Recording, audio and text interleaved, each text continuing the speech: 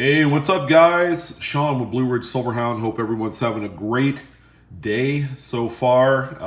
Let's see.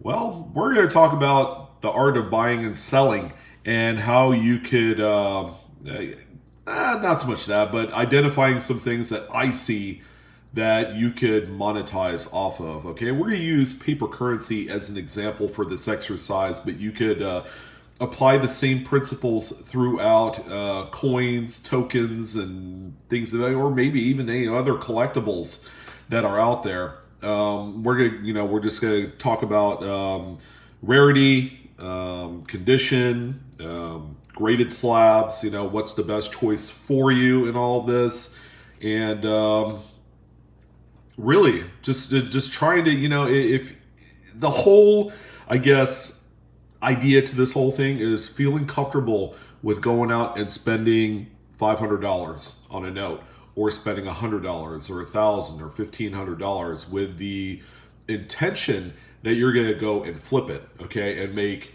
25% on the low end. I probably wouldn't go less than that, all the way up to 100%, 200, 300%, as high as 1,000%. I've had a few pops in which I've made 10 times the amount of money that I originally spent on some notes or coins or baseball cards or comic books or whatever, and then turning around and really making a huge pop. You just got to know what to look for. So with currency, the one thing that you got to keep in mind is anything you buy raw, you really are rolling the dice, okay? A few things that personally I want to point out with buying raw currency. Yes, traditionally you're going to get the piece for a lot less money than, say, if you bought one already authenticated by one of those third-party graders. However, to the untrained eye, okay, and to someone who at one point, I'll even use myself as an example, because when I started buying and selling and trading currency, okay, which, by the way, makes me the most amount of money, more so than coins, and I'll get into that as I go along, was just the art of these things, the distressing of the note over time. This note that you see here is a note from 1840, okay, it is 179 years old. I hope I got that right. Yes, I did. But there's a lot that goes on with these notes in time. Okay, this note looks pretty good. Okay, and I do have it in one of those hard currency holders, which were intended for a large size note. Keeping in mind that this note that you see here, okay, is called an obsolete. All right, the banks back in the day used to issue their own currency. Because when currency first started rolling out, around 1860, 61, I think, or 62, it was right at the onset of the Civil War. You got to keep in mind that coins were very scarce, okay? Even though the mints during those days were producing out coins, keep in mind, there's only a few mints producing coins at this time. The Philadelphia Mint, of course, is the biggest one, and they were responsible for 95% of the country. And then you have some of these other establishments like San Francisco coming aboard, New Orleans, Charlotte, which did a lot of gold, Dahlonega. The Denver Mint didn't really come into perspective of coinage until the 1900s. You get the big picture. Okay, the Philadelphia Mint was bearing the workload of producing coins for the entire country. Okay, oftentimes coins were being hoarded. All right, so the banks and eventually the U.S. government were producing notes. All right, in its earliest form. Now, 1840 is a little early for the U.S. to be issuing notes. The actual legit U.S. currency weren't being produced again until the late 1850s into the 1860s. So again, the individual banks issued what was at the time considered to be an IOU. Like, we don't have any coins on hand, so we're going to go ahead and issue this promissory type note, although it looks like a legitimate, very nice, very beautiful note. And there you go. Okay. So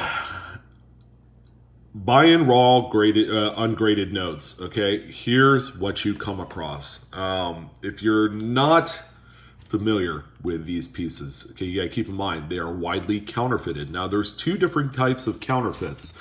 There's going to be contemporary counterfeits, and there's going to be the modern variety, okay, in which these things were produced on a inkjet or laser printer, and then they are artificially distressed to give the appearance of an older note. You got to know what to look for. All right, so there's certain nuances in the fibers and everything like that. This is a legitimate note, albeit it's not worth a ton of money, which makes it, it could be an easy mark for counterfeiting.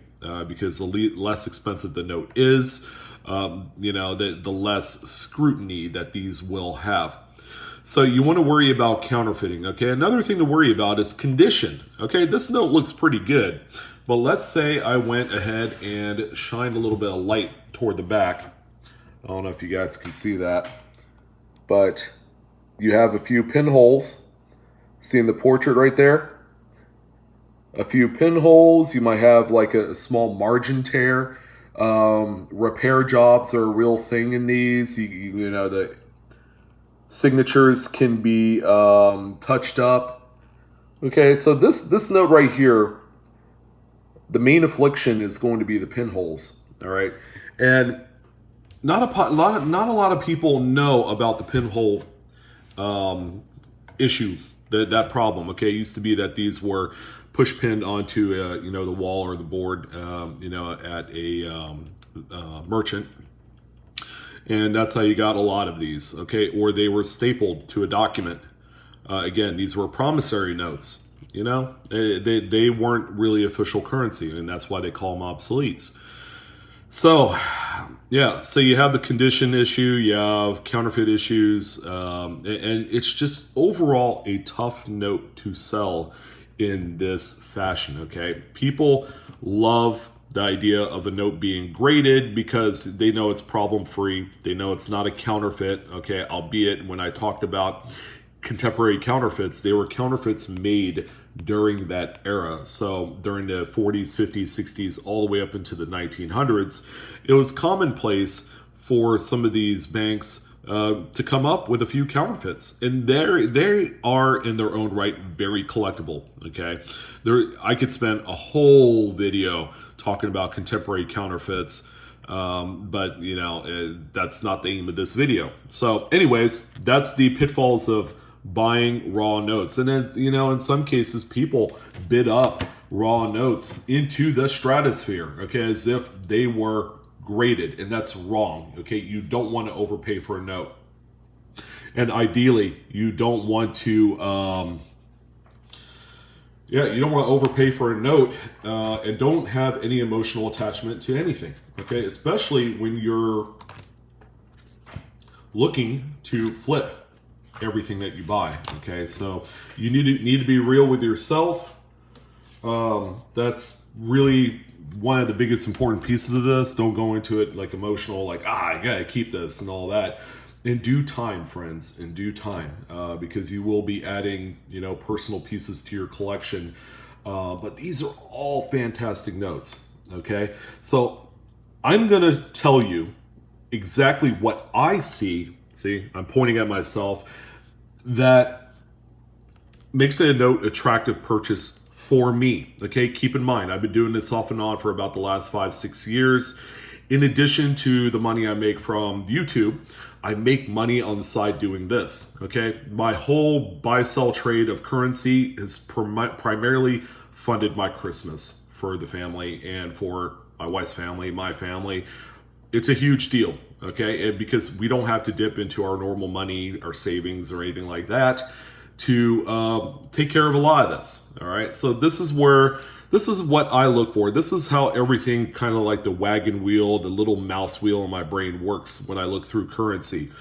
So a lot of the notes I buy is from like eBay and some of the other online auctions. Okay, you get the best deals if and only if the notes are being bid up in a traditional auction style format. Okay, none of this buy it now stuff, although I've hit a few pretty good ones in the past setting an offer, but generally a lot of people are selling notes online and on eBay for full retail and then some. Keep in mind, ladies and gentlemen, that the currency market as a whole, along with coins, is down right now. That makes it a huge buying opportunity. And I've never seen notes so cheap in my life before, okay? Whereas 5-10 years ago, these notes were selling probably 2.5 to 3 times as high. Now, this is a note right here I bought for $90, okay?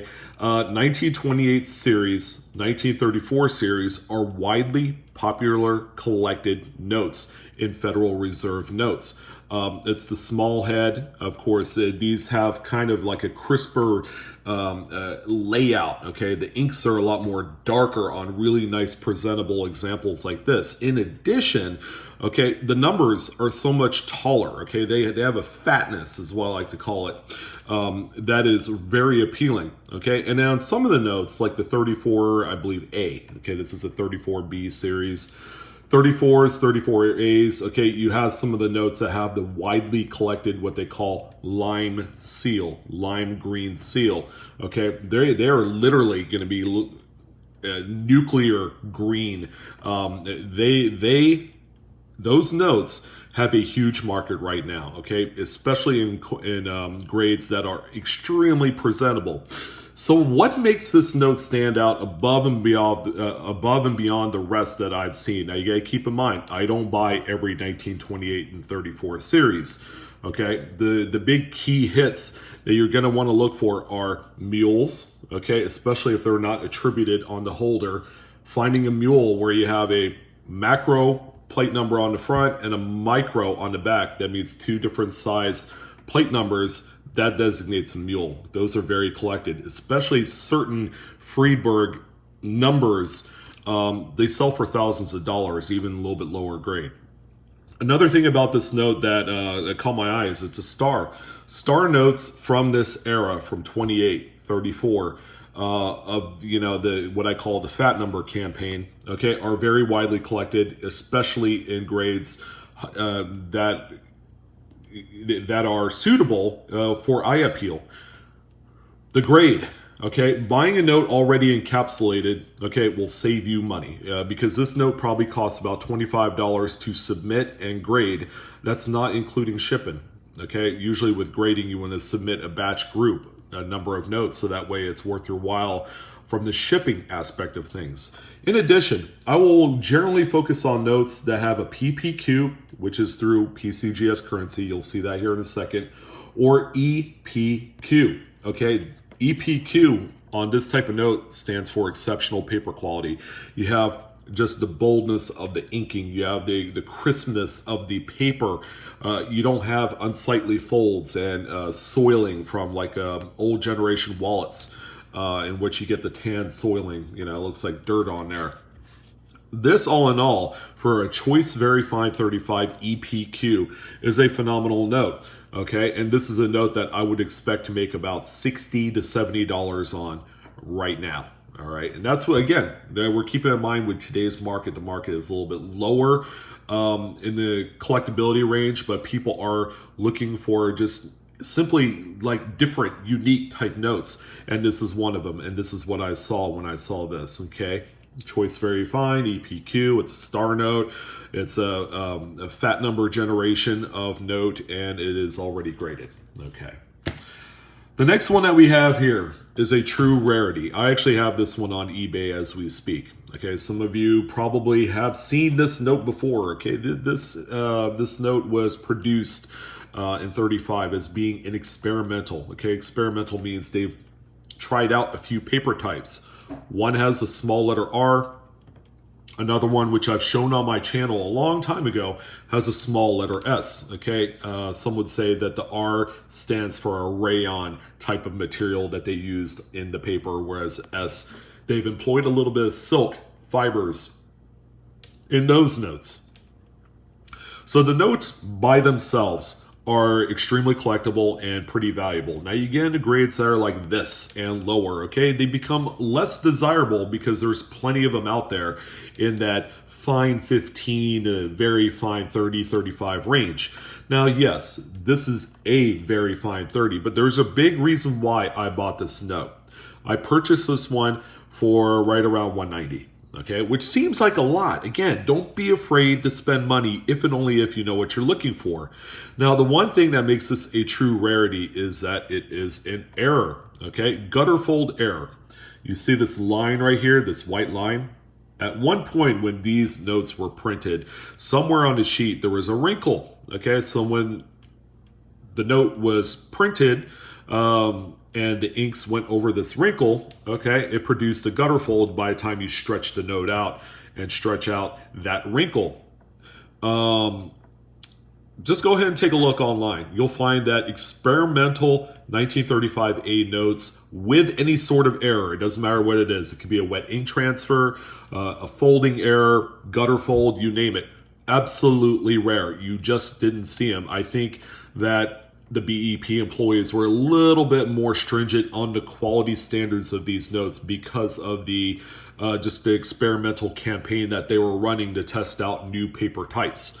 So a really monumental piece here. You actually get a little bit of a bite of the wrinkle on the back where the gutter fold happened, but this is a really nice presentable note, even though it's not an EPQ or a PPQ. It's kind of hard to say exactly why it did not receive those designations for paper quality, but this is a rare one. Again, you look for stuff like this, stuff that traditionally doesn't come across the auction world and that, you know, will be a desirable note.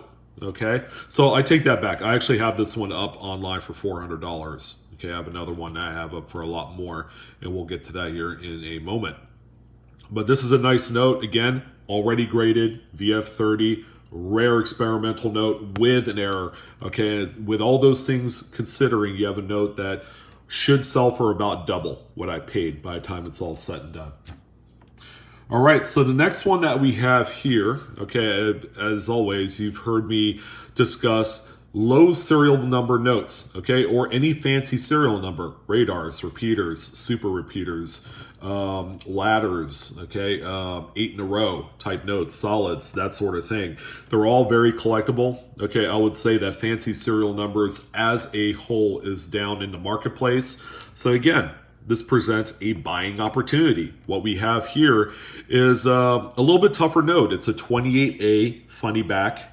Okay, funny back because it does really have a different back that some would consider to be funny with the big type-faced $1 and $1 right in it, smack dab in the middle of this thing. I actually have this one on eBay, but I'm feeling kind of like an emotional attachment to this note because I haven't owned another 28 funny back with a fancy serial number in quite a long time. They come up very seldom in the market. So another thing to keep in mind, it is graded PCGS currency, very choice new. Okay, if you thought choice new was good, very choice new, which is a little bit better, 64 PPQ, and it's even designated as being serial number 81. Okay, we flip it over and perfect paper quality right there. Brand spanking new, as if it came off the presses. Again, a note that I paid right around 180 for. This is the note I'll sell for about 3 times what I paid. And again, we're taking into consideration fees and things like that. Okay, if you had a ledger and you're writing down all the inventory that you sold on your eBay.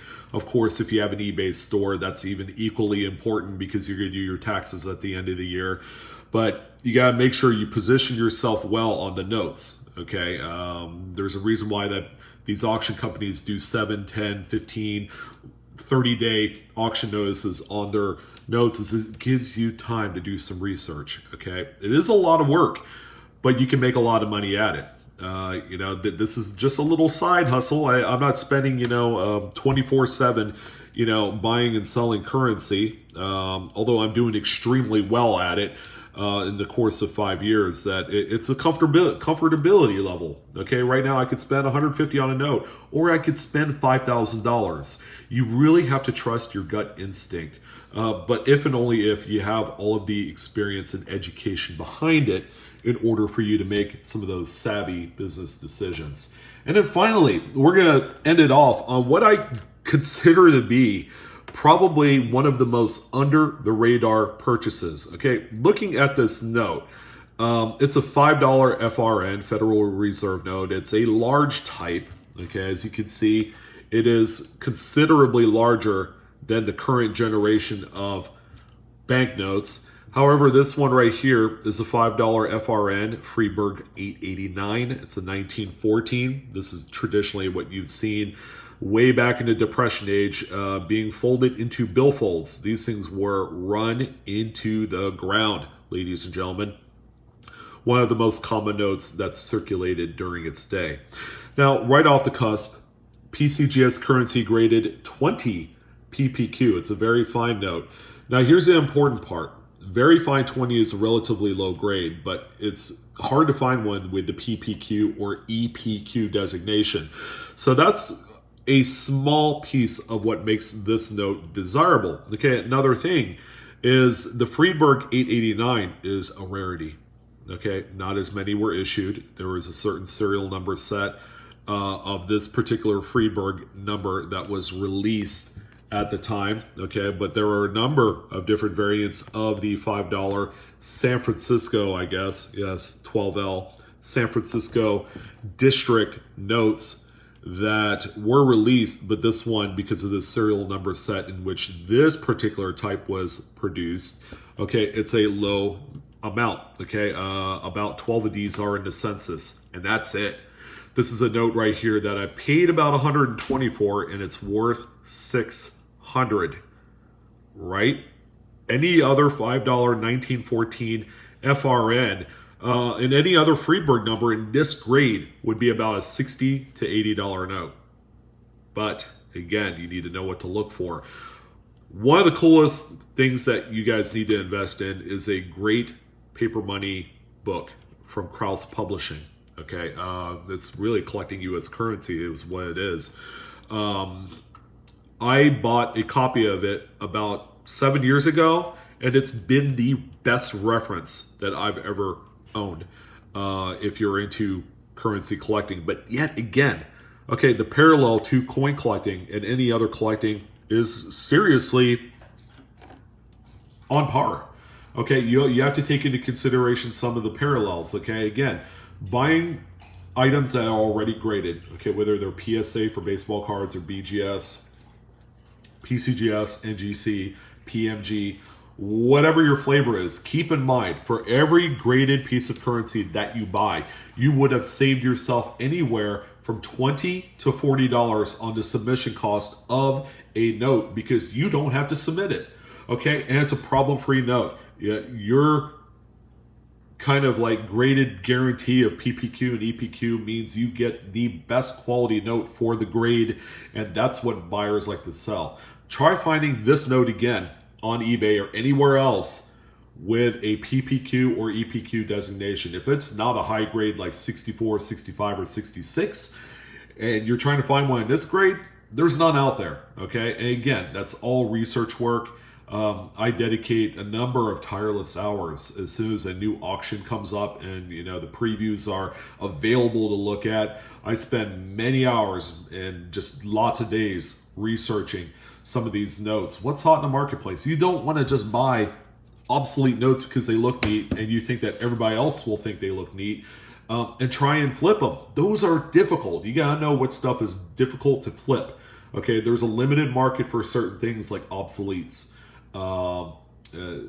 Military payment certificates, MPCs, okay, the fractionals are very difficult to sell unless it's a high grade true rarity, okay, and those are few and far between, and more than likely everybody else is going to know that those have an extraordinary appeal to them because of their rarity, and it's going to just make it hard for yourself to be in a position to buy it at an affordable level. So whatever you get into, okay, since we are closing in on 2020 and you guys wanted to get in to buy, selling, trading currency, coins, comic books, or cards, or whatever your case is, all right, to make some really massive profits. Keep in mind that take it one day at a time, do lots of research, explore the marketplace. Keep in mind, okay, some of these things you might be sitting on and they might be on eBay for 60 to 90 days or longer. Okay, you have to expect that. And whatever amount of money that you decide to pour into buying inventory, make sure it's not going to be money that's going to impede on paying your bills or taking care of putting food on the table and clothes on your kids' backs. All right, you want to make sure that you put aside, hey, start out with 250 bucks. You know, start out with $100 if that's all you get, and then go from there. All right, and make sure that you apply some of the same principles that I talked about in this video when you're going to buy, selling, and trading anything. Even collectible vintage video games are such a thing, because people are paying ungodly amounts of money for some of the vintage Nintendo games. All right, it's just crazy. But please apply the same principles, okay, and you will enjoy the fruits of your labor. And keep detailed records, okay? Put on an Excel spreadsheet, write it out if you must. Do whatever you have to do, and take into consideration the fees and whatnot that's associated with selling online, okay? And then you'll do well, okay? Much like I am. I make thousands of dollars a month doing this, and so can you.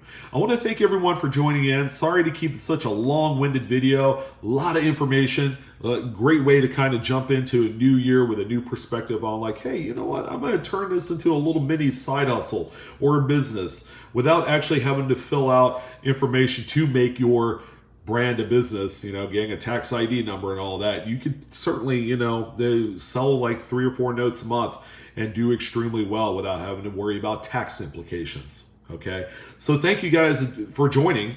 What a great video. I had a lot of fun discussing one of my passions, and you guys can make this a passion as well.